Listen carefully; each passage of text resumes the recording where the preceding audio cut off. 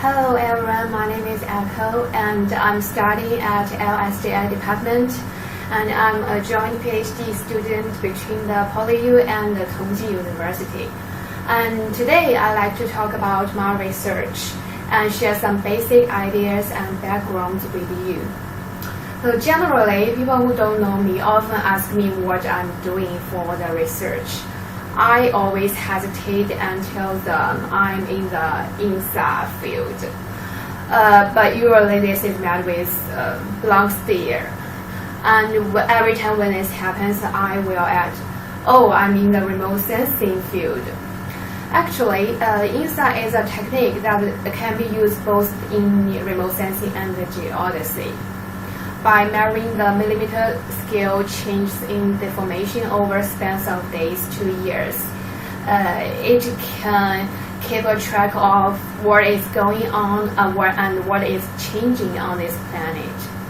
So, what is INSA? INSA is an abbreviation of Interferometric Synthetic Aperture Radar. For the radar, it is an active remote sensing, which means it can send signals to the ground and pick up the backups. The signals must be microwave because it can pass the clouds and can be used at night. For the aperture actually is a term used in photography, and the sharpness is dependent on the opening length, and it is called the aperture. For the star system, the sharpness equals the antenna, and the open length equals the width of the antenna.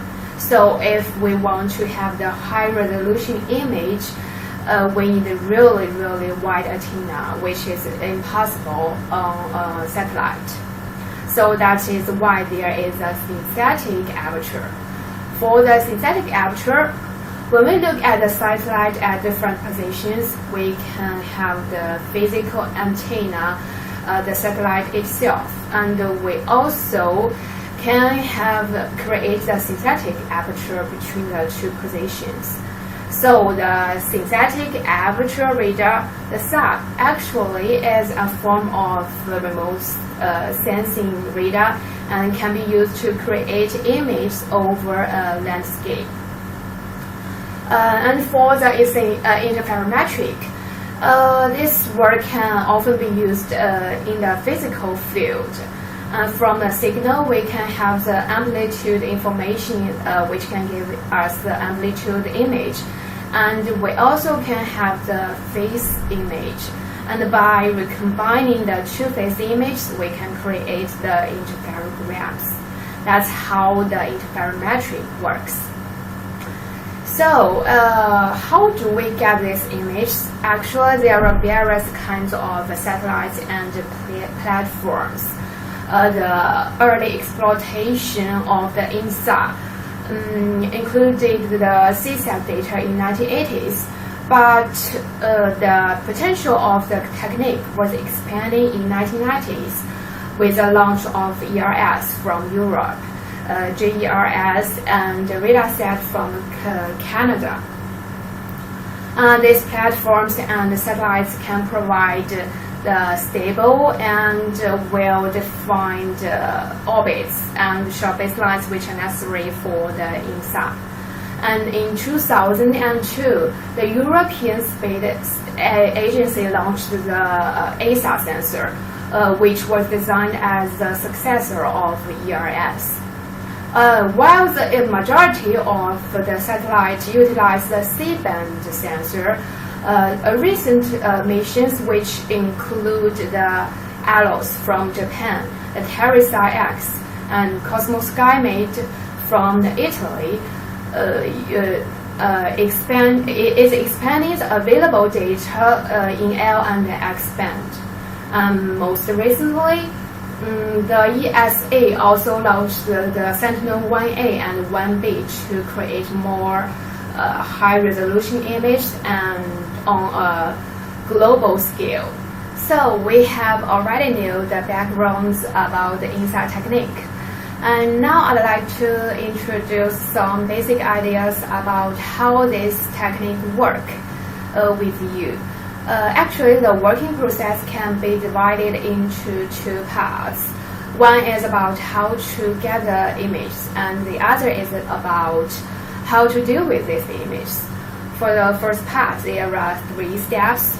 The satellite emits the radar, and the radar is backscattered, and finally we get the echoes, which include the information of amplitude and phase. To be specific, the antenna actually is both an emitter and detector of the radar pulse. A pulse of microwave is sent from the satellite to the ground, and some of it is backscattered to the satellite. And we also have the amplitude and phase information. Actually, a typical radar sensor can make over 1,000 such measurements every second, and it can measure the distance between the satellite and the ground, which can be represented by this equation. And we have already know the V, and we measure the T times, and we finally will get the distance.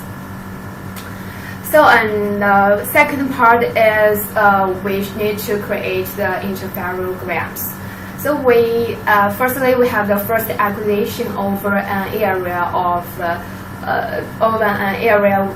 what we interested in, and we can get the phenomenon and create the displacement. And then we have the second acquisition. After creating the interferograms, we can measure the range difference between the two acquisitions. Actually, this is the core and main principle of the INSA technique. Is it easy? Well, sometimes it is easy, but sometimes it may not be that easy. That's why in late 90s, several techniques were developed to detect the reflectivity changes. Because, of course, we cannot detect the reflection of the wavelengths, and to deal with the atmospheric disturbances in ionosphere and troposphere.